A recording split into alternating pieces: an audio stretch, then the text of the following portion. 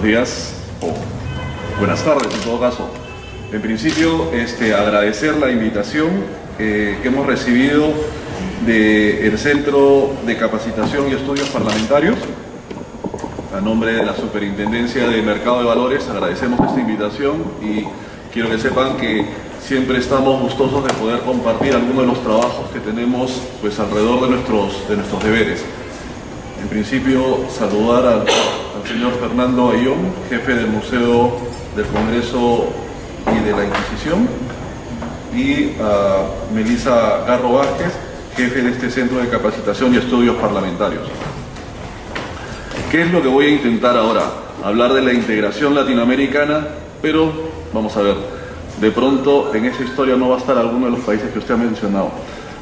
Pero sí, antes de hablarles de este proceso de integración de mercados de capitales, lo que quería era poner en contexto un poco dónde entra este proceso de integración. Si pasamos a la diapositiva, estamos hablando de mercados de capitales, ¿correcto? Entonces, cuando hablamos de mercados de capitales, en principio tenemos siempre dos vertientes. La primera es lo que podemos llamar un mercado primario y la segunda un mercado secundario. ¿Qué cosa es el mercado primario?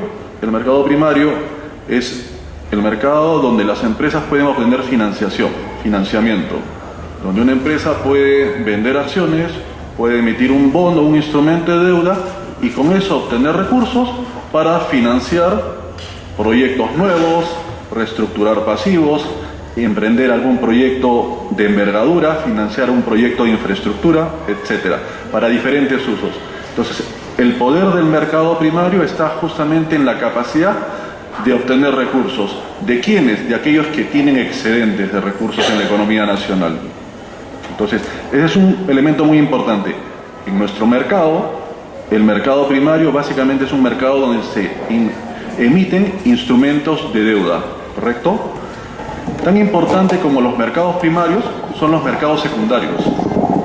Si en los mercados primarios nacen los instrumentos, se crean y se colocan, en los mercados secundarios aquellas personas que los compraron los pueden vender, los pueden negociar.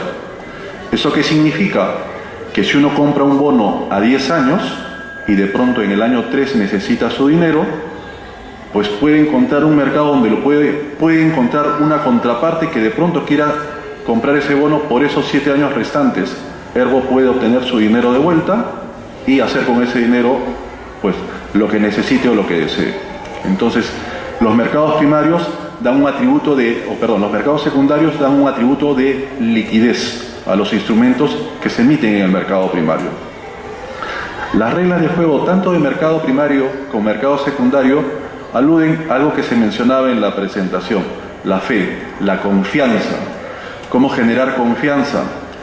Recordemos que quienes son los que emiten valores son empresas, ¿correcto? Y quienes los compran son contrapartes, usualmente inversionistas. ¿Quién conoce más de la empresa? ¿El empresario que emite o el inversionista que compra? Naturalmente será quien lo emite.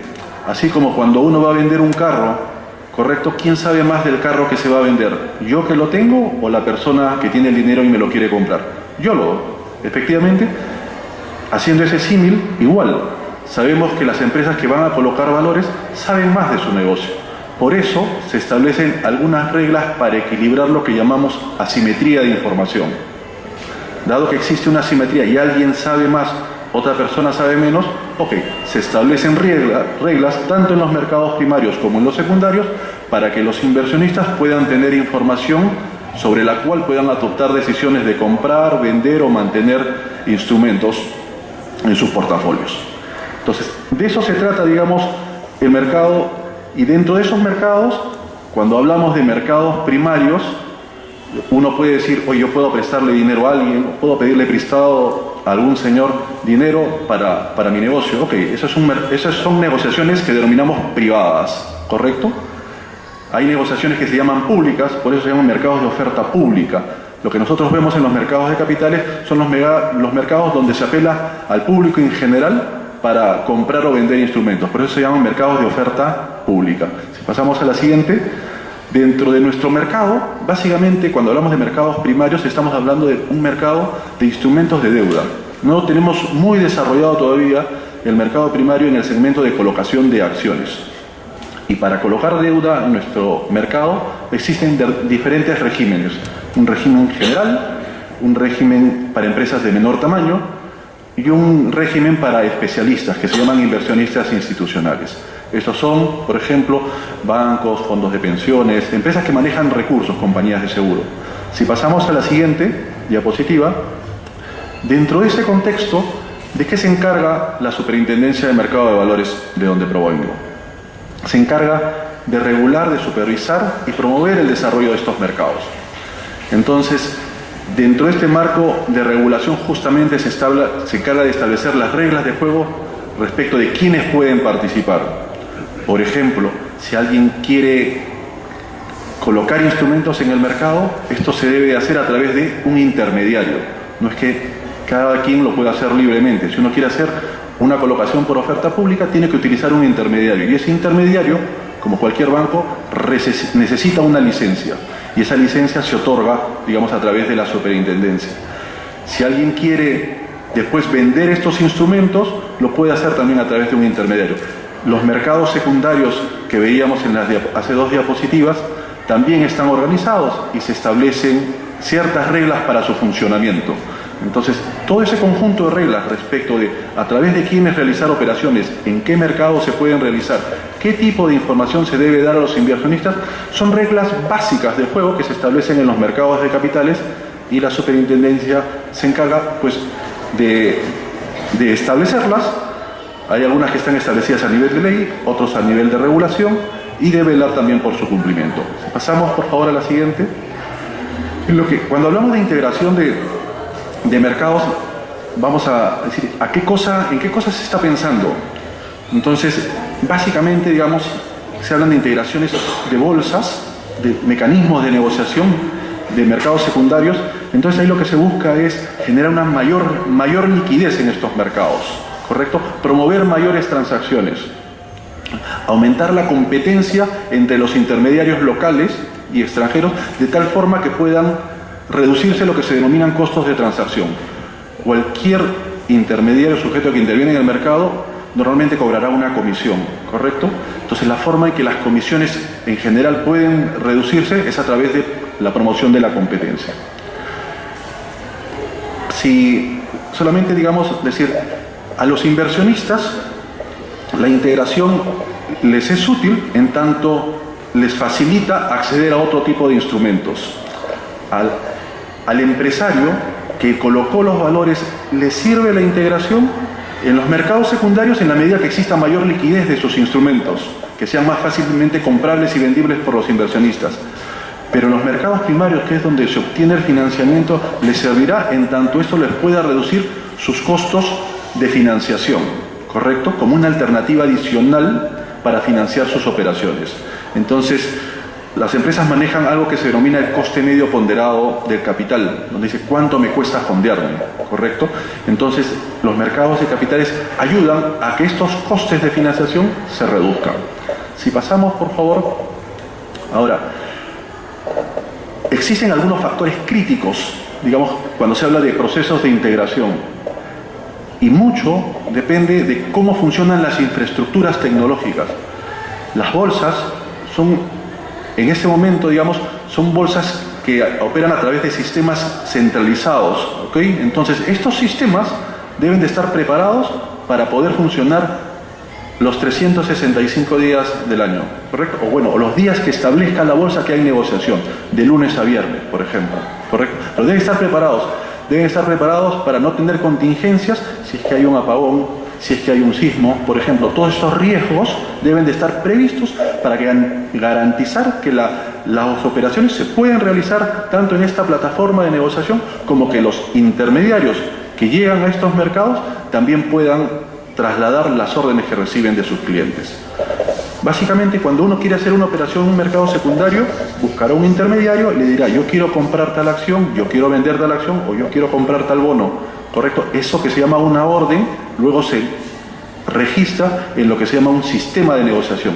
Y ese sistema de negociación viendo la orden que uno dice de compra y viendo cualquier otra orden de otro lado que diga venta, podrá automáticamente hacer que la operación pase, ¿correcto?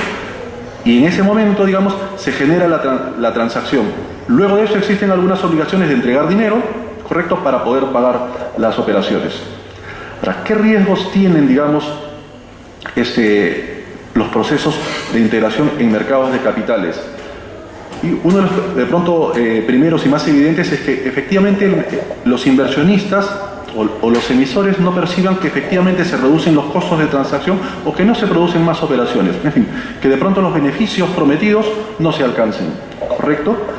Si es que en cualquier operación de mercado siempre pueden haber, ¿qué riesgos, digamos, pueden haber? Uno, de pronto que la contraparte no me entregue los valores o que no me llegue mi dinero, ¿correcto? Si es que eso se produce, ok, podríamos generar desconfianza en el proceso.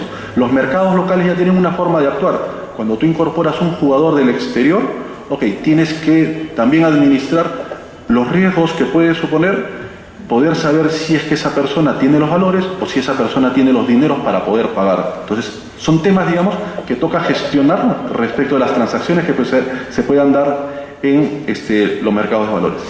En todo mercado secundario, lo que busca, más allá, digamos, de dar un atributo de liquidez, comprar y vender acciones o instrumentos de deuda, lo que busca también es generar precios de competencia, ¿correcto? Precios donde la oferta y la demanda encuentren un equilibrio y efectivamente eso, digamos, refleja un valor de lo que el mercado percibe, que puede valer una acción, de lo que el mercado percibe puede ser una tasa de rendimiento atractiva para un instrumento de determinado plazo de vencimiento y riesgo. Entonces, eso es, digamos, el aporte, digamos, de los mercados de capitales, establecer precios o tasas para diferentes plazos y riesgos que se puedan asumir. Si pasamos, por favor, en los mercados secundarios, en las bolsas, ¿qué tipo de integraciones suelen producirse? La más simple es aquella que apela a que solamente puedan viajar órdenes. Tal vez se lo explico de la siguiente manera. En el mercado local, lo que se requiere, de hecho en nuestro mercado, es que cualquier intermediario tenga autorización del regulador para operar en el mercado, ¿correcto? Entonces, ¿cómo hago para que entren órdenes de otro mercado? Pues el inversionista puede buscar directamente un inversionista de otro país, puede buscar directamente un intermediario que opere en mi país para poder operar. Formas de facilitar esto es realizar algún convenio entre un intermediario de otro país con intermediario de mi país y a través de ese convenio que las órdenes puedan viajar, ¿correcto? Eso se llama ruteo de órdenes, van a canalizar órdenes. Entonces, intermediarios de otro país pueden canalizar órdenes a través de intermediarios del país. Otros procesos ya van un poco más allá y permiten que en las pantallas de negociación se puedan mirar también los valores de otros países, ¿correcto? Y en esas pantallas todos puedan ingresar directamente sus órdenes a la negociación. Entonces, ese es un segundo nivel donde ya uno puede entrar directamente a la pantalla de negociación. Hay otro nivel donde los sistemas de negociación no se mantienen separados, sino se unifican, se centralizan, y existe una sola gran pantalla de negociación para varios mercados, ¿correcto? Eso podría ser, digamos, el mecanismo centralizado. Eso ya implica, por ejemplo, que yo pueda reconocer que operen en el mercado peruano intermediarios que han sido autorizados en algún otro país, ¿correcto? Eso, digamos, para nuestro mercado implicaría hacer algunos cambios de ley de tal forma que se permita la operación de intermediarios del exterior en nuestro mercado. Hoy, digamos, las reglas de juego establecen que cualquier persona del exterior que quiera establecer un intermediario local, pues debe tener presencia comercial, es decir, constituir una empresa y esta empresa obtener su licencia de funcionamiento, ¿correcto? En un esquema 3, digamos, de integración, entre comillas, se puede prescindir de ese paso en la medida que la regulación supranacional reconozca que esa autorización dada en otro país puede ser válida en mi mercado. Nosotros no hemos llegado a ese paso. Algunos ejemplos de integraciones de mecanismos de negociación son los que se mencionan ahí. Algunos que abarcan mercados accionarios en Estados Unidos, otras, digamos, mercados que se denominan extrabursátiles, como lo que es Nasdaq o OMX en Europa, o algo que es el punto 3, que son los mercados americanos, europeos, a través de lo que se llama Intercontinental Exchange. Son diferentes tipos donde finalmente lo que están facilitando es que la negociación se pueda realizar con mayor facilidad entre mercados que están en diferentes países. Si pasamos, por favor, hay otras iniciativas, por ejemplo el Asia Trading, que implica facilitar una plataforma de negociación para varias bolsas, ¿correcto? Y ahí hay 3 bolsas que, por ejemplo, ya iniciaron el proceso y se espera, digamos, que algunas otras más puedan sumarse. Finalmente, digamos, lo que están intentando estas bolsas es que los inversionistas puedan canalizar sus órdenes y puedan acceder a un portafolio más amplio de valores. Hay una iniciativa que está un poco más rezagada, que es de los mercados africanos, y así como estas hay otras, digamos. Lo que quiero decir es que este es un mercado, digamos, que está en movimiento, ¿correcto? Si pasamos, por favor, a la siguiente. En el caso nuestro, ¿qué cosa es lo que hemos tenido? No estamos hablando de la Gran Colombia, digamos, de los mercados de la Gran Colombia, sino estamos hablando, acá, digamos, lo que hubo fue una iniciativa de ¿quiénes? En principio, de la bolsa peruana y de la bolsa colombiana. Digamos que los mercados de valores tienen bolsas, que es donde se negocia, y esa negociación, digamos, se registra, ¿correcto? Se registra los valores que están a nombre del señor, si me los vende a mí, se registra la operación en lo que se llama centrales de depósito. Esas centrales de depósito solo registran la operación si es que el señor me vendió los valores, si es que yo le entrego el dinero. Entonces, la contratación se realiza en la bolsa y lo que se llama postcontratación se realiza a nivel de lo que se llaman depósitos o centrales de depósito. Entonces, cuando se contrata una operación, yo quiero comprar 1000 acciones a $100 o 100 soles, eso que se contrata, hay un plazo para que se pueda compensar y liquidar en las centrales de depósito. Eso significa que hay unos periodos en los que el inversionista entrega el dinero, la central de depósito ve que se entrega el dinero y entonces hace que pase el dinero para el señor y pasen los valores para la contraparte. Esas son las centrales de depósito. Entonces, cuando hablamos de bolsas, estamos hablando de dos sujetos. La bolsa como plataforma de negociación y la central de depósito como entidad que registra todas las operaciones que pasan, ¿correcto? Y se encarga, digamos, que un valor pase de un nombre a otro. El registro es electrónico, ¿correcto? Entonces, en esta iniciativa de integración, lo que se planteó, o la iniciativa surgió de las bolsas y depósitos de Perú, como las de Colombia, ¿correcto? Dijeron, oye, ¿qué te parece si es que pensamos en sumar nuestros mercados? ¿Correcto? Luego vino Chile y dijo, oye, esta iniciativa me parece interesante, yo también quiero sumarme. Y por tanto, también, digamos, en julio del 2009 dijo, oye, ya, yo me quiero sumar. Entonces ya no es una iniciativa de 2, sino una iniciativa de 3. Pero ojo, veamos, es una iniciativa promovida por sector privado, ¿correcto? Son los sectores privados. Entonces, esta iniciativa comunicada a los reguladores de los 3 países significó, conversar entre los reguladores y finalmente firmar un acuerdo de intención para decir, vamos a ver cómo hacemos viable esta idea. Son 3 mercados con características distintas, ¿cómo hacemos para que esto sea viable? Entonces firman acuerdos de intención y algo, digamos, que se dijo en el 2009 es, una de las formas para hacer viable esto es, vamos a ver qué reglas de juego tenemos que cambiar, pero sí o sí lo que tenemos es que tener una coordinación importante para poder, garantizar la supervisión de los mercados. Y se firmen algunos memorandos de entendimiento. Ese proceso previo finalmente ha derivado en una generación de normas, etcétera, que se las vamos a montar, pero este mercado empezó a operar a finales de mayo del 2011. Entonces ya nació, ¿con quiénes? Con la Bolsa de Comercio de Santiago, ¿correcto? La bolsa de Colombia y nuestra Bolsa de Valores de Lima. 3 bolsas, los 3 depósitos, digamos, empezaron a operar ahí. Si pasamos, por favor, vemos entonces qué cosa es lo que estamos haciendo. Lo que se está buscando es un mercado para que pueda promover el desarrollo. ¿Cómo un mercado de capitales puede promover el desarrollo? Porque financia, ¿correcto? Le digo, es un lugar donde uno puede obtener financiación. Entonces, esto que nos enseñan a los economistas, El Producto Bruto Interno es consumo más inversión, más gasto del gobierno, más exportaciones, menos importaciones. ¿Dónde entra el mercado de capital? Te ayuda a financiar la parte de inversión, ¿correcto? Entonces los mercados primarios son útiles en tanto ayudan a financiar la pata de inversión de nuestro producto. Entonces, estos mercados son útiles, digamos, en ese sentido. Por eso se busca que puedan promover desarrollo. Pero adicionalmente, los inversionistas o las personas invierten sus excedentes, ¿correcto? Invierten sus excedentes. Entonces, estos mercados ayudan a que estos excedentes que existen puedan diversificarse, ¿correcto? Entonces, se busca algún beneficio para el inversionista de diversificación y reducción de costes de transacción, y a los emisores darles mayores fuentes de financiamiento. ¿Cómo? Ahora más o menos se los voy a comentar. Pasemos. Por ejemplo, para ponerlo, digamos, en cifras, si decimos, a ver, cuando de afuera miran los mercados, hasta antes del MILA, ¿qué cosa se mira de América? Bueno, más allá de los mercados de Norteamérica, Estados Unidos y Canadá, que igual son súper importantes.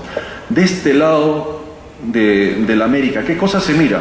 Básicamente se mira Brasil siempre y en segundo nivel México. Y después hay un rubro, otros, o no existe rubro, ¿correcto? Entonces, ¿qué logra, digamos, esta idea de integración? Generar visibilidad, ¿correcto? En número de emisores, por ejemplo, se logra hacer primero respecto a estos otros dos países. En lo que se llama capitalización de mercado, que es multiplicar el número de acciones listadas por su precio de mercado, eso se llama capitalización de mercado, igual nos da cierto volumen importante y nos coloca en segundo lugar. Y en lo que significa negociación, no llegamos a ser tan importantes ni como Brasil ni como México, pero igual nos ubica en un tercer lugar. ¿Qué cosa significa esto? Que esta idea de integración de mercados de capitales nos pone o facilita estar en el radar de la gente de afuera que mira y evalúa mercados, ¿correcto? Recordemos, digamos, que por lo menos estos tres países, estos actores privados de estos tres países que plantean el proceso de integración, básicamente, digamos, son países que siguen, si se quiere, disciplina o reglas económicas similares, ¿no? Hay cierto nivel de similitud en lo que significa el interés del mercado, etcétera, o el papel de los mercados de capitales en la economía. Entonces tenemos eso, hay un potencial de generar un mercado más amplio, más visible. ¿Qué podemos, por ejemplo, para poner un poco más en práctica, y ok, estos volúmenes, en fin, son importantes. Nuestra bolsa, la bolsa nuestra, es una bolsa que es explicada en un 50% a nivel de negociación por acciones mineras, ¿correcto? Diferente tipo, diferentes minerales, ¿correcto? Pero eso es básicamente, digamos, el principal aporte, digamos, de nuestra bolsa. Pero tenemos, por ejemplo, si uno quiere comprar una empresa que vende al retail, al por menor, por ejemplo, ¿puede comprar algo en nuestra bolsa local? No necesariamente, o hay muy poco, pero sí le suena, por ejemplo, empresas como los Ripley, los Falabella, los Encosud, por ejemplo, que están en nuestro mercado, pero no están listados en nuestro mercado, están listados en otro mercado. Si a alguien le interesa ese tipo de sector, por ejemplo, ok, digamos, este tipo de iniciativa acerca, digamos, ese tipo de valores. O en el caso de Colombia, con empresas financieras o, ¿cómo se llama?, empresas de petróleo o de energía, ¿correcto? ¿Qué quiero decir con esto? Que más allá, digamos, de esta idea y de generar visibilidad, lo que aporta cada una de las bolsas son valores distintos, ¿correcto? ¿Y eso qué significa para el inversionista? Veamos, digamos, desde el punto de vista del inversionista. Significa una mayor posibilidad de diversificar portafolios, ¿correcto? La intención, digamos, de cualquier persona que gestiona dinero propio o de terceros, la regla simple es no poner todos los huevos en una sola canasta, sino diversificar, ¿correcto? Entonces, ¿cómo se facilita la diversificación? Bueno, uno puede invertir en cualquier lugar del mundo, pero acá, digamos, a través de este mercado dice, oye, acá tienes varios sectores, ¿correcto? Con diferentes riesgos, economías con un cierto manejo prudente, ok, digamos que si es que esos son valores, digamos, que interesan, perfecto. Esa es la forma, digamos, de poder adquirirlos.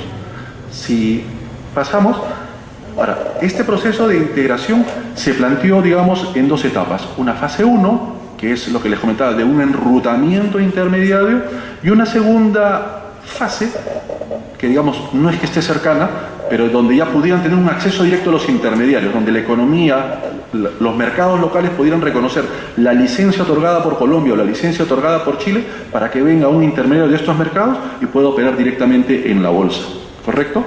Es más, podría trascenderse a generar un mecanismo de negociación. Pero no estamos en eso, estamos en lo que se llama enrutamiento. Cómo trasladamos las órdenes, en este caso, de mercados chilenos y colombianos al mercado peruano o de inversionistas peruanos hacia estos otros dos mercados. Y para eso se hicieron varias cosas. Pasemos, por favor. Entonces, ¿qué cosas se dijo? Ok, esto significa primero un esfuerzo tecnológico, ¿correcto? Esfuerzo tecnológico para que los intermediarios primero estén adecuadamente interconectados ¿Y eso qué significa? Ok, que los contratos, que los intermediarios deban de tener contratos. ¿Cómo hacer con un inversionista de Colombia a Perú? A través de un contrato que tenga un intermediario autorizado allá con un intermediario autorizado en Perú, ¿correcto? Eso se llama contrato de corresponsalía, ¿correcto? Entonces se establecieron contratos, se estableció que la negociación, son negociaciones en tres mercados. El intermediario del mercado local, entiéndase, intermediario del mercado peruano, se hace responsable por las operaciones que se realicen en su mercado a través de él. Eso significa, ¿cuál es la responsabilidad primera del intermediario? Primero, saber que la persona que le ordena vender algo tiene lo que dice que va a vender. Y segundo, saber que la persona que dice que va a comprar algo tiene el dinero para poder pagarlo. Esas son las obligaciones principales. Más allá, digamos, de también mirar, ok, que el dinero proviene de una fuente correcta y que no hay lavado de activos, etc. ¿Correcto? Pero digamos, para ponerlo en simple, esa es la obligación. Entonces, el intermediario local asume, ¿correcto? O busca a través de estos convenios de corresponsabilidad que efectivamente, digamos, las órdenes que vendrán de ese mercado a través de ese intermediario, pues supones personas que tienen dinero o tienen los valores. ¿Correcto? Cada bolsa también administra sus propios horarios. Esto no significa que, digamos, los horarios de negociación son iguales, ¿no? Cada uno tiene su horario, ¿correcto? Así como Nueva York abre distinto que de pronto la bolsa mexicana, sí, pues, también las bolsas en nuestros mercados, digamos, abren distinto. De hecho, digamos, con Chile tenemos 2 horas de diferencia, ¿correcto? Entonces los horarios se mantienen en cada país, ¿correcto? También realizar, digamos, esa operación y este ruteo de órdenes significa que en las pantallas de cada mercado se puedan ver los valores peruanos, chilenos y colombianos. Eso, digamos, para las reglas de juego local significa hacer oferta pública secundaria de acciones. De hecho, la fase 1 se plantea solo sobre instrumentos de renta variable, entiéndase acciones. Entonces, acá estamos hablando de, ok, generar un mercado secundario ampliado de renta variable y que, digamos, ¿cómo se llama? Cada bolsa pueda negociar lo suyo, ¿correcto? Entonces, cada bolsa administra sus horarios, son instrumentos de renta variable, se reconoce que en el mercado local puedan ofrecerse, mirar, digamos, estos valores. Entonces, eso significa, digamos, una inscripción, un esquema de inscripción, y también se establece que entre estas personas que se encargan de la postcontratación, las centrales de depósitos, también puede haber un intercambio adecuado de información para saber quién compra y quién vende, quién está detrás de cada operación, ¿correcto? De hecho, digamos, también se establece que las operaciones se transan en las monedas en las que está denominado cada valor. Por ejemplo, serán pesos chilenos, serán pesos colombianos o serán soles o dólares, como es en nuestro mercado, ¿correcto? Ahora, todo esto, digamos, implicó, digamos, a través de nuestra regulación, hacer un conjunto de reconocimientos, que son los que se mencionan, digamos, ahí. Ok, reconocer que este modelo de enrutamiento es posible realizarlo en nuestro mercado, es posible que yo pueda traer órdenes, digamos, de otro mercado y canalizarlas a este mercado local, que los valores puedan ser ofertados en el mercado secundario. Todo eso, digamos, se establecieron, digamos, como a través de un desarrollo regulatorio. Y también se tuvo que establecer un esquema de supervisión. Ok, ¿cómo voy a supervisar esto? Y para eso los reguladores establecieron, digamos, 2 mecanismos. Uno de coordinación de alto nivel a través de los superintendentes de las entidades supervisoras de los mercados de capitales, que es un comité de autoridades, y otro un comité de supervisión, ¿correcto? Con todo lo que ¿qué cosa es lo que vas a supervisar en un mercado secundario? Más allá del funcionamiento del propio intermediario y que cumpla ciertas reglas prudenciales. También que en las negociaciones no se manipulen los precios, ¿correcto? que no se manipulen. Uno podría estar haciendo, digamos, ¿alguien vio Wall Street, la película Wall Street? ¿Correcto? Tú ves ahí, digamos, cuando te hacen ofertas fraudulentas, etc. Okay. Ese tipo de malas prácticas pueden suceder. La integración potencialmente, digamos, podría poner sobre el tapete que pudieran existir algún tipo de mala práctica. O algún intermediario extranjero queriendo subir artificialmente un valor, queriendo hacerlo bajar artificialmente. Ese tipo se llaman, ¿cómo se llama? Monitoreo de operaciones de mercado, ¿correcto? Entonces, para eso también existe, digamos, el comité de supervisión y protocolos de intercambio de información para poder evaluar cuando eventualmente estamos con una conducta fraudulenta. Entonces, ese esquema de intercambio de información, no solamente de información producida en Perú, sino que también pudiera producirse en otros mercados, esté establecido para poder intercambiar y poder ejercer, digamos, la labor de protección de los mercados y protección de los inversionistas. Si pasamos, por favor. Entonces, ¿cómo hacer, digamos, que nuestro mercado pudiera funcionar esto? Esta idea que comenzó en el 2008, digamos, entre dos, y después se sumó Chile, implicó primero dar ¿cómo se llama? Apertura a nivel de nuestro marco legal de establecer algún tipo de excepción, correcto, a las reglas prevalecientes en el mercado. Por eso, digamos, en una disposición final del decreto legislativo 1061, se establecía que la superintendencia podría generar algún tipo de excepción a las reglas prevalecientes en el mercado. Y esto para que finalmente la idea del enrutamiento pudiera hacerse viable en el mercado. Entonces teníamos una gran ventana que permitía generar algún tipo de excepción y exonerar el cumplimiento de algún requisito que se pide al intermediario local. Y se generó, digamos, las reglas de juego locales a través de la resolución que está en la parte inferior izquierda. Se suscribieron memorándum de entendimiento entre los supervisores y el 30 de mayo comenzó a operar este mercado. Si pasamos, de hecho, digamos, en la adecuación a las reglas de juego hay un conjunto de reglas que se establecen tanto a las bolsas como a los intermediarios.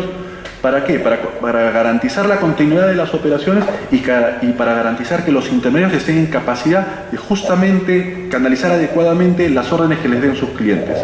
Si pasamos, por favor, por ejemplo, en lo que es oferta pública secundaria, normalmente, por ejemplo, los valores son inscritos en una bolsa por el propio emisor. Yo quiero inscribir mis acciones, yo quiero inscribir mis bonos, ¿correcto?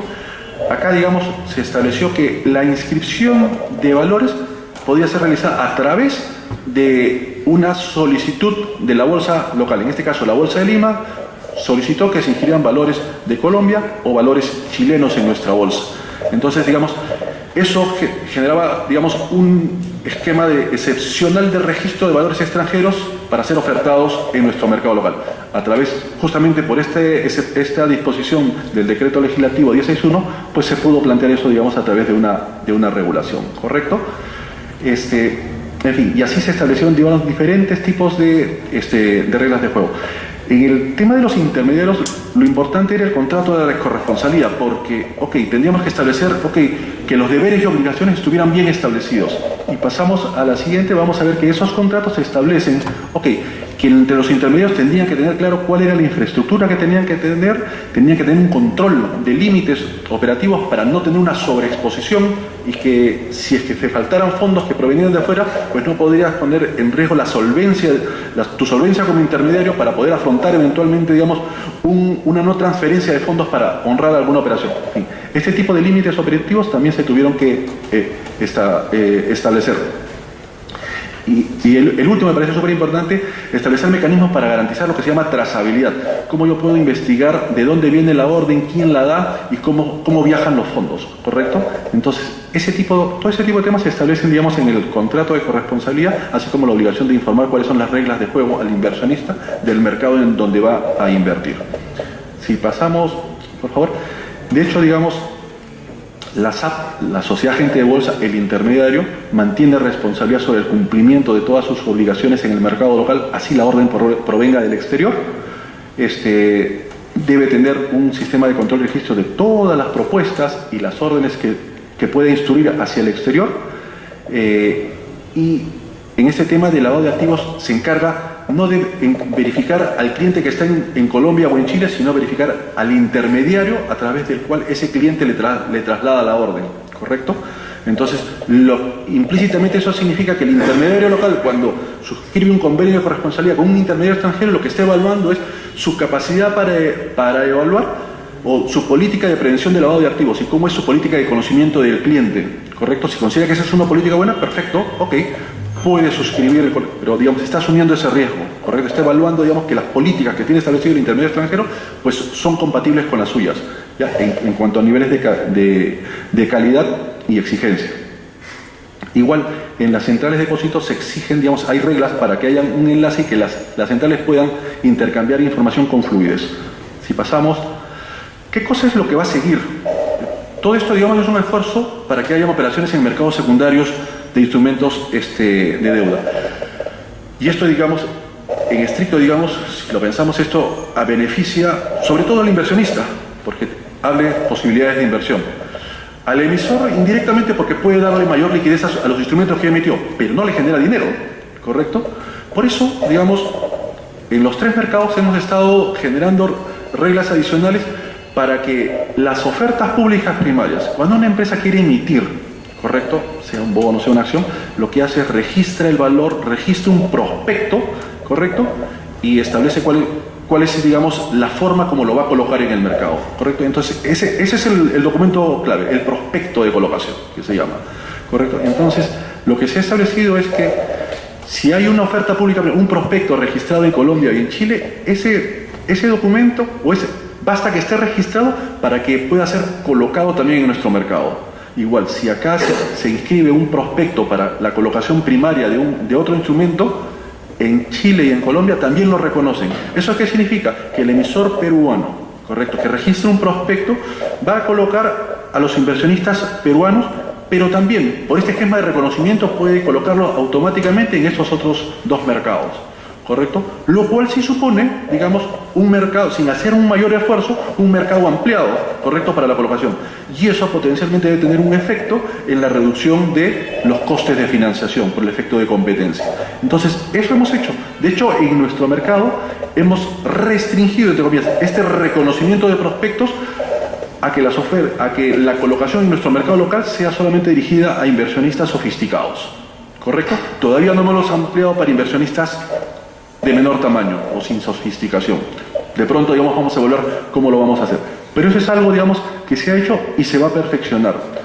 Algo que es ¿cómo se llama? Que no es menos importante lo que está en el lado derecho, le mencionaba que tienes Brasil, México, los países del MILA, ¿correcto? La buena noticia es que México también se va a unir al MILA, ¿correcto? Y así están los 4 países que forman la Alianza del Pacífico que van ¿cómo se llama?, a participar de este mercado. De hecho, digamos, ya nos hemos reunido con los supervisores mexicanos y tenemos claro, digamos, cuál va a ser la ruta crítica que vamos a seguir para la incorporación de la Bolsa Mexicana y el depósito mexicano a este proceso de integración. La intención, digamos, de las bolsas es generar operaciones en este año. Desean hacerlo la próxima semana. No sé si lleguemos. Pero lo cierto es que en lo que resta del año seguramente vamos a tener ya primeras operaciones pasando sobre valores mexicanos o de inversionistas mexicanos viniendo a nuestros mercados, ¿correcto? De hecho es necesario, más allá, digamos, de que eso esté escrito, que finalmente los intermediarios tengan estos convenios de corresponsabilidad para que las órdenes puedan viajar, pero que las reglas de juego están establecidas en nuestro mercado y en los otros dos, Chile y Colombia, para facilitar la incorporación de un cuarto jugador, digamos, a este mercado integrado latinoamericano, están establecidas y seguramente se van a establecer. En fin, luego de esto hay un conjunto de datos estadísticos que podemos pasarlos. Tal vez se han generado, digamos, alrededor del MILA se han generado fondos mutuos, se han generado un índice de Standard & Poor's, ¿correcto? Ahí están, digamos, números de operaciones FEA, número de operaciones sobre valores peruanos poco, ¿correcto? O sea, voy a decir, oye, hay poca compra de valor peruano, ¿no? Hay mucha compra de valor chileno y colombiano. De hecho, son mercados más grandes que el nuestro, ¿correcto? ¿Cuál es la buena noticia para nosotros? Que hay mucho inversionista peruano que está comprando valores chilenos y colombianos y mejorando la diversificación de su portafolio. Si pasamos, por favor, a la siguiente, por ejemplo, ahí están los números de operaciones provenientes de Perú y ven que son bastante importantes en los últimos 3 años. Pasemos. Y acá, digamos, están los volúmenes negociados, ¿ok? Operaciones realizadas desde Perú. Entonces, igual son importantes. Eso significa que de Perú salen recursos, pero justamente con el objeto de favorecer la diversificación de portafolios. De hecho, digamos, reconociendo que nuestra bolsa es minera, las perspectivas de los metales no han sido las mejores y de hecho todavía no siguen siendo las mejores. Es razonable, digamos, que un mercado a la baja pues no se generen muchas transacciones sobre estos valores. Lo que también es cierto es que cualquier inversión en instrumentos de renta variable en los mercados de capitales son inversiones de largo plazo, ¿correcto? Y bueno, hay algunos otros datos más de operaciones, esos son convenios entre intermediarios. De hecho, fíjense, los valores más transados son chilenos y colombianos. Son algunos ejemplos de empresas que se producen. Pasemos, por favor. Estos son fondos mutuos que se han creado tanto en Chile, en Colombia. Si pasamos, por favor, avancemos una más. Hay un índice, Standard & Poor's creó un índice 1040 de 40 empresas de estos tres países, ¿correcto? Si se incorpora a México, probablemente pues generarán el 1050 o se rebalanceará el portafolio, pero esto trata de medir de forma agregada el comportamiento de los participantes relevantes de los tres mercados, seguramente se ampliará. Pasando, por favor. Para terminar, yo les decía, digamos, tenemos poca visibilidad. Esta es una forma de ver cuán poco visibles somos si jugamos solos el partido. Miren, por ejemplo, en términos de negociación, la figura de la derecha, Estados Unidos y Canadá llevan casi el 50% de la negociación mundial, ¿ya? En renta variable, ¿correcto? Ya entiendes las acciones. Europa. El rojito que está en la parte de abajo, ese es América Latina, ¿correcto? Entonces estamos hablando de menos del 2% de la negociación mundial, ¿correcto? Pasemos, por favor. De ese 2%, ya en América Latina, ¿qué cosas somos? ¿Correcto? ¿Cuáles son los mercados más relevantes? De hecho, Brasil, pero también vas a tener a México, Colombia, Chile y Perú, digamos, en menor medida. ¿Eso qué significa? Ok, que con la integración de los tres países estamos generando, una vez más, mayor visibilidad, ¿correcto? Estamos facilitando la visibilidad y con la incorporación de México esta visibilidad va a ser más evidente. Para cerrar, digamos, finalmente, digamos, lo que digo, se busca que generar un solo mercado y generar, digamos, una mayor visibilidad de estos países en la región. Cuando sales afuera ya te pueden preguntar, oye, ¿qué son de estos países de la Alianza del Pacífico? ¿Qué son de estos países del MILA? ¿Aportan algo? Generar, digamos, preguntas o interés es importante, digamos, porque puede favorecer el ingreso tanto de intermediarios como de inversión extranjera a nuestro país. Esto era un poco lo que quería comentarles acerca de este proceso de integración de mercados de capitales en Latinoamérica. Espero que les sea útil y si tuvieran alguna pregunta, con gusto la puedo atender.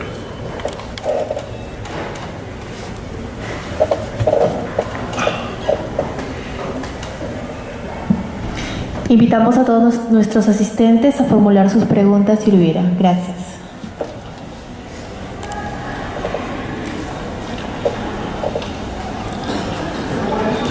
Tan claro como el agua.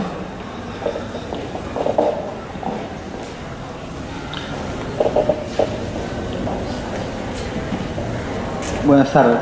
Quisiera saber si en promedio el volumen negociado se ha incrementado a partir de la salida del MILA del 2011 hasta hoy en la bolsa peruana.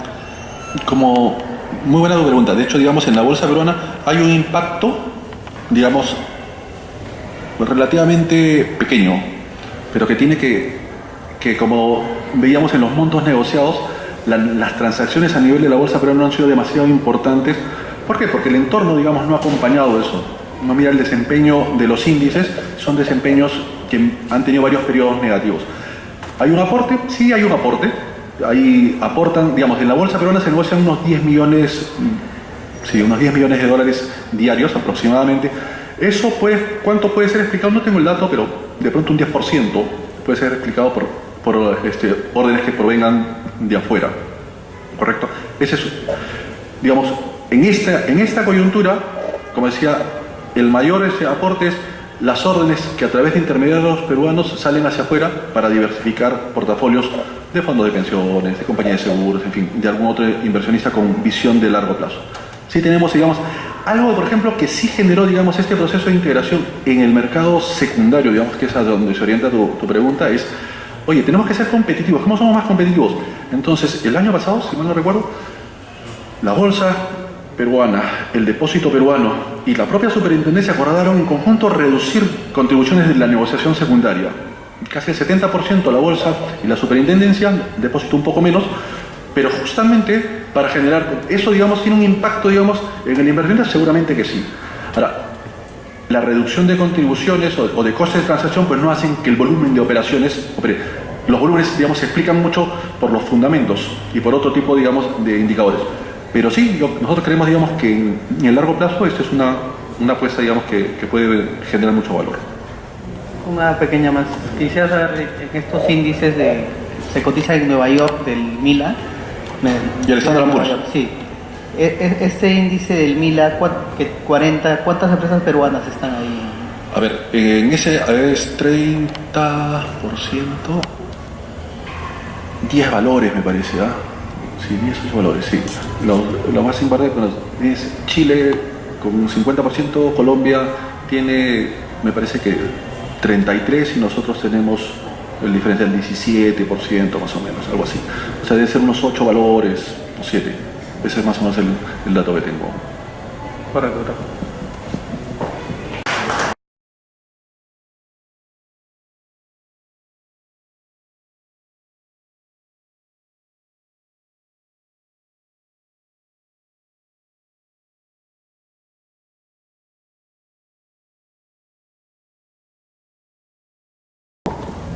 Buenos días o buenas tardes en todo caso.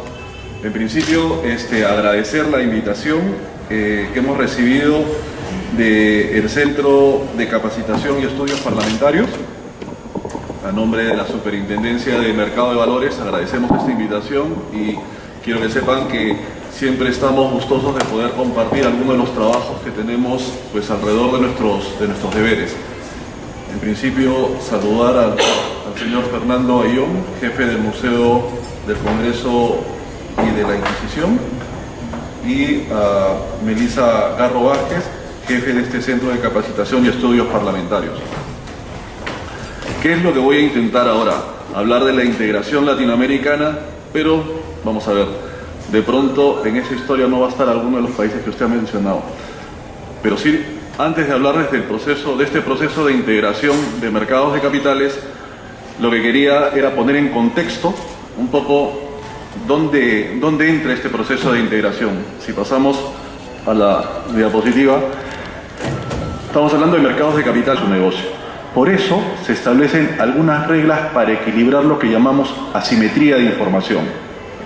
Dado que existe una asimetría y alguien sabe más, otra persona sabe menos, se establecen reglas tanto en los mercados primarios como en los secundarios para que los inversionistas puedan tener información sobre la cual puedan adoptar decisiones de comprar, vender o mantener instrumentos en sus portafolios.